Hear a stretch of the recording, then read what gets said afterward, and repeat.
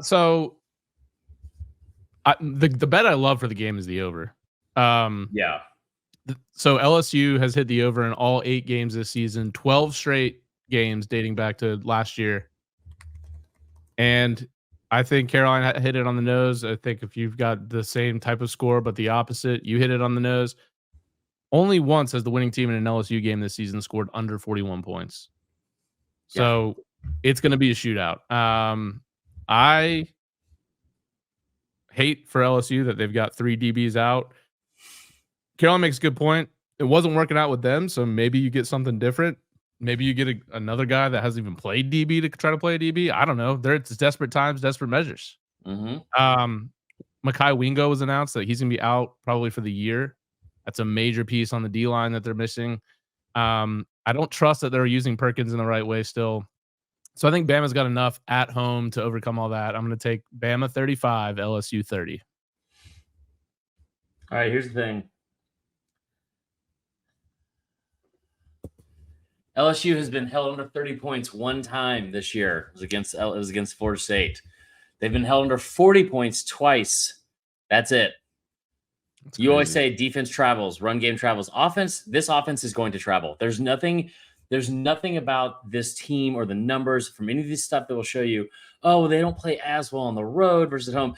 After that Florida State game, and let's be very clear here, Alabama's not Florida State. Alabama's a good team. Alabama's a good football team. They play really, really sound defense.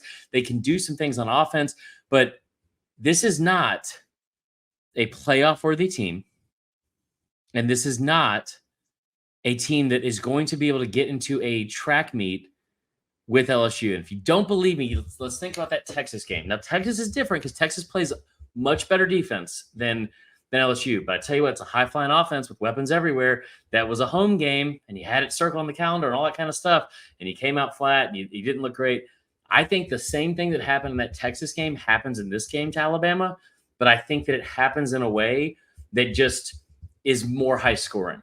And what happened in that Texas game was you claw back, you take a lead into the fourth, and then you fall apart. You give up 21 points in the fourth quarter where, like, I don't know if that's the breakdown, the meltdown that happens with this team going into like late in the game.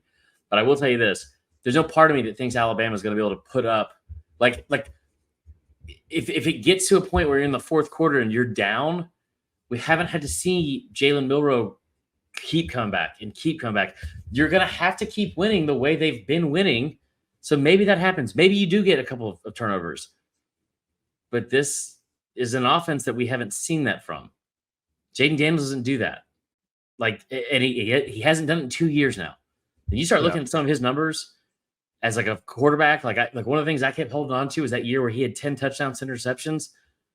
But he doesn't have 10 interceptions in the other 4 years combined where he started games. So, I mean, he is a very good quarterback. He is the most athletic game manager. He glides. He's just so silky with everything that he does. And I don't think that this Alabama team, I like in the past, like maybe that 2019 game, you kind of kept thinking like, can they get to 40? Who can get to 40 first? And they both got to 40, but LSU was ahead at 40, right? 46-41 final. Right. Can both teams get to 30? I just told you there's only one game all year that LSU hasn't gotten to 30, and they got to 28.